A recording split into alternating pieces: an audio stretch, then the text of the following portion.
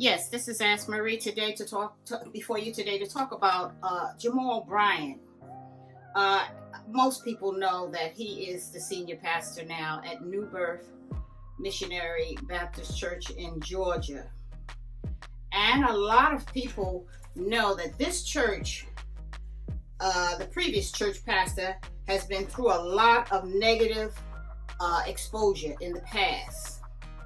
But that doesn't say a whole lot about Jamal Bryant, because the congregation, in doing their selection for a new pastor, they chose to pick Jamal Bryant. Now, he has a negative track record too, in that he has a problem with infidelity, extramarital affairs outside of his marriage. Why do you think this congregation would select such a person? Well, some people may say, well, there's many reasons.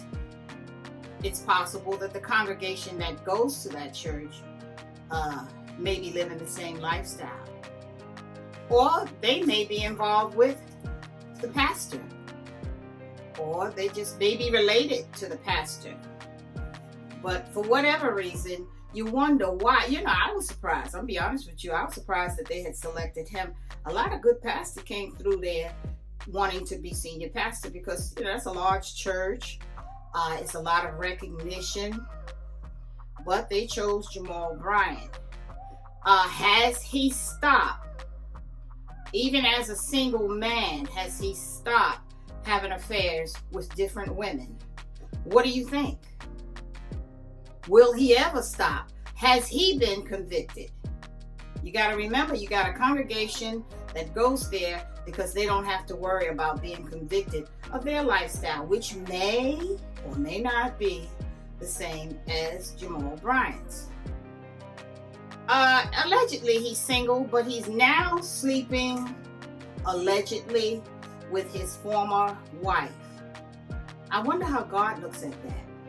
Is that acceptable to God, since they did have vows to love each other and stay together until death do them part, and neither one of them are dead, and he's now allegedly supposed to be sleeping with her. Now, see, this sounds like this man is still pretty much still on a roll. Like I said, how does God look at that? Is that acceptable in the sight of God? Will he walk away from her again? Will he cheat on her again, even though they're not married? In the sight of God, they're married, I believe. What do you believe? Because they're the ones the two of them, they've been to the altar and said their vows. But it's beginning to be a lot of these pastors who are having extramarital affairs today. Recently, I noticed that these pastors' wives are stepping to the mic, and they're saying a lot of negative things about the girl or the lady that he got involved with, that she's a Jezebel and that she baited him or whatever. Even so, whether that girl knew that he was married or not, he knew he was married, then he would have the nerve enough to have a child with him. I don't know, I've lost track. I don't know how many children he has now, but I understand, allegedly again, that he's not paying child support. So if he's gonna have a baby with somebody, make sure she's self-sufficient. But anyway, today a lot of the pastors' wives are stepping forth, and they're calling these women strange women. And the Bible does talk about strange women, because Jezebels are out there. I know of one missionary who came to a church in the past here. She said straight up, she was a Jezebel. She said she worked for the devil, and her job was to get that pastor's eye while he's sitting in the pulpit. She always sat on the first row with her short dress, and her job, her assignment, was to get that pastor's eye. And if she couldn't get his eye, she would get close to the wife. Why? So she can get into the house and be around the house. And eventually she would break him down, because he's what? He's a man. He's a man of God. And if he's not praying and fasting enough, that stuff will happen, But she said she's a missionary now, and she's born again Christian. She said, but before that time, she did go to church with that purpose in mind, to take the pastor down. Why the pastor? Well, because if you take the pastor down, you got the whole flock. Especially if they believe it's wrong, you got the whole flock. So you got more than one.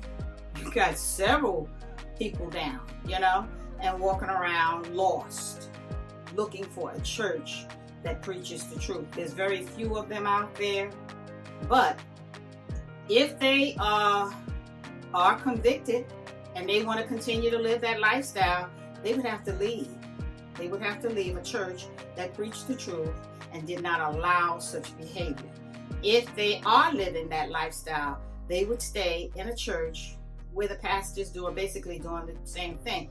Because see, these pastors today consider themselves like a mailman. Mailman brings you the message. You don't know anything about him. You just take the mail. And it doesn't matter what he's doing. But you have to consider, if you're going to be fed the truth, you need to be fed by an anointed pastor. A pastor who prays and fasts and prays and hears from God and has a message for you from God. If you don't do that, you're wasting your time. You have to have leadership, and you have to have good leadership. You have to have correct leadership. He's been there. Jamal Bryant has been there, I guess, about over a year, and he's still there. He's still there. He is, gifts come without repentance. And he does have the gift of gab. He has a good message, and he gets everybody excited, and they're jumping all over the place, and he's preaching, and he even has altar calls that really seem sincere.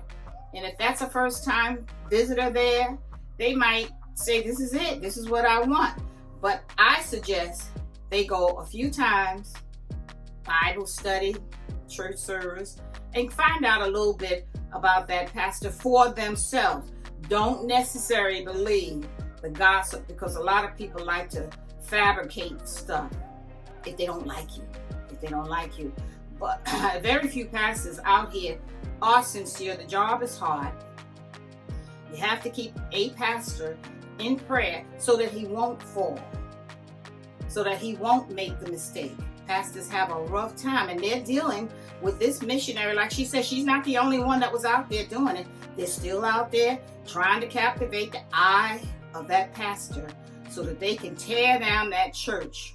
And a lot of them are successful. So these pastors' wives are getting into the mic, calling these women strange women. I think that might be appropriate. What do you think? I want you to be blessed, and do subscribe.